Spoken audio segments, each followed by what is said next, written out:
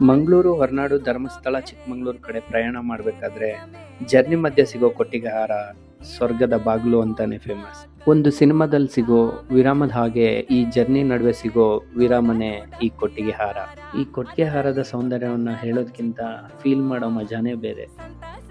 ರಸ್ತೆ ಇದ್ದಕ್ಕೂ ಹಚ್ಚ ಹಸಿರಿನಿಂದ ಕಂಗೊಳಿಸೋ ಪ್ರಕೃತಿಯ ಸೌಂದರ್ಯ, ಆ ಹಳೆ ಬಸ್ ನಿಲ್ದಾಣ, ಸ್ಥಳದ ಕಿಲೋಮೀಟರ್ ಸೂಚಿಸೋ ನಾಮಫಲಕ, ಅಂಗಡಿ, ಮಳಿಗೆ, ಹೋಟೆಲ್ಗಳು, ಎಲ್ಲ ಹೋಟೆಲ್ನಲ್ಲೂ ಸಿಗುವಂಥ ನೀರು ದೋಸೆ, ಪಡ್ಡು, ವಡೆ, ಬೋಂಡ, ಬಜ್ಜಿ, ಕಾಫಿ, ಟೀ, ರಸ್ತೆಯಲ್ಲಿ ಹಾದು ಹೋಗೋ ಹಸು ಕರುಗಳು, ಪ್ರವಾಸಿಗರ ಪ್ರೀತಿಗೆ ಕಾಯುವ ನಾಯಿಗಳು, ಕೆಂಪು ಬಣ್ಣದಿಂದ ಕಂಗೊಳಿಸುವ ಸನ್ಸೆಟ್, ಇದೆಲ್ಲ ಸವಿತಾ ಹೋದರೆ ಸಮಯ ಹೋಗೋದೇ ಗೊತ್ತಾಗಲ್ಲ.